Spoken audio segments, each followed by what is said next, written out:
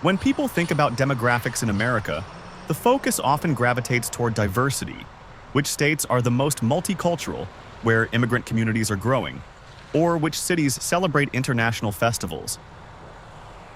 But understanding where populations remain relatively homogeneous can be just as revealing, especially in terms of history, migration patterns, cultural preservation, and even modern lifestyle preferences. Today, we're going to look at the 10 whitest states in the U.S., not to highlight exclusion, but to understand how history shaped these regions and how their populations have remained remarkably consistent over time.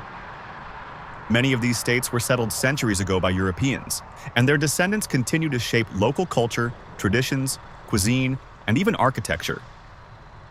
From Scandinavian barns in Iowa to French-Canadian roots in New Hampshire, each of these states has a story to tell. Number 10 is Nebraska. With 86% of its population identifying as white, is a prime example of how a state's demographic profile can remain steady for over a century.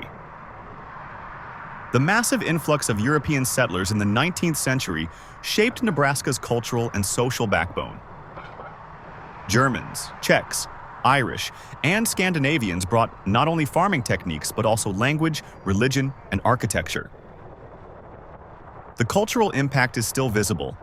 Oktoberfest is celebrated in small towns, Lutheran churches dot the rural landscape, and traditional dishes like kolaches, Czech pastries, are common at local bakeries. Even the naming trends in Nebraska point to this heritage. Names like Oliver, Henry, and Theodore echo 19th century roots. Number 9 is Montana, where 87% of the population is white, is often associated with rugged cowboys and scenic wilderness. But behind the cowboy mythos is a deep European heritage.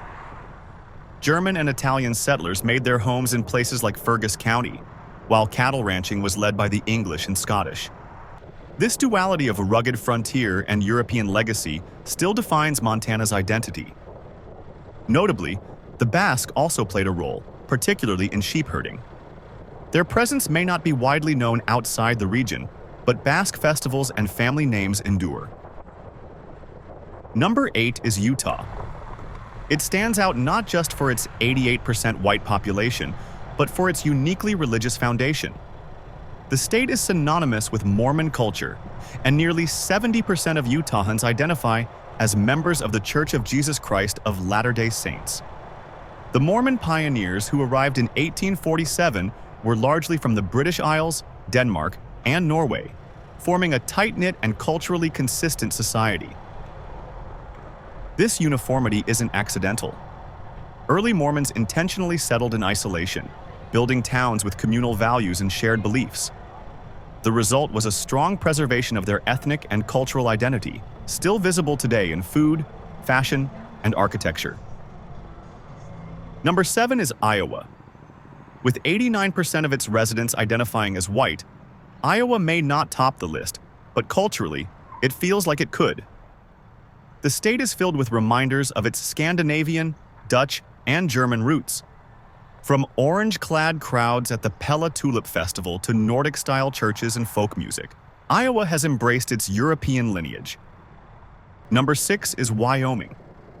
The state may be best known for Yellowstone and wide-open prairies, but its population, 91% white, has deep British and German roots. In 1870, immigrants from the British Isles made up 20% of the territory's entire population, and they brought with them a love of ranching, hunting, and frontier independence. Number 5 is Idaho.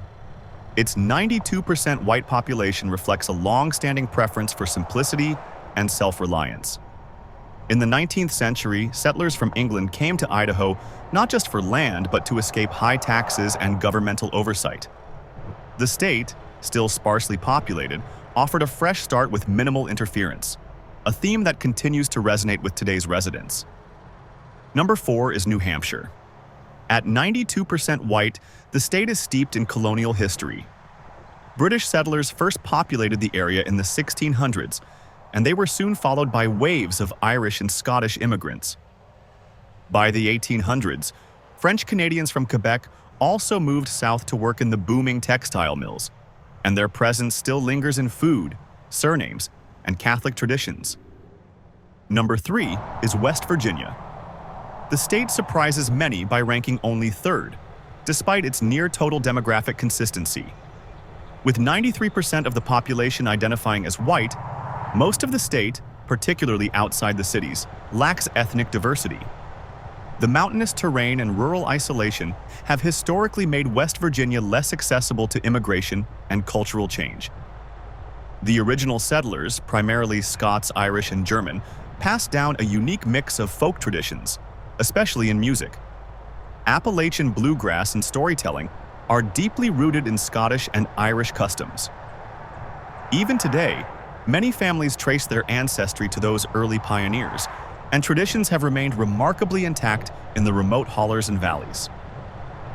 Number 2 is Vermont. Vermont and New Hampshire are often compared, and for good reason. Vermont's 94% white population reflects the same British, Irish, and Scottish influences, along with a significant French-Canadian contribution. But Vermont leans even more into rural, small-town life, with a culture rooted in farming, sustainability, and local craftsmanship. Covered bridges, maple syrup farms, and general stores that double as post offices, Vermont isn't just culturally white, it's iconically so. Towns like Middlebury and Brattleboro blend pastoral life with a progressive, quiet pride in tradition. And while the state has seen more tourism than others on this list, it's done little to change the ethnic balance. Topping the list is Maine, where 94.5% of the population identifies as white. Its largest city, Portland, reflects this demographic trend with a 91% white population, unusually high for any urban area in the U.S.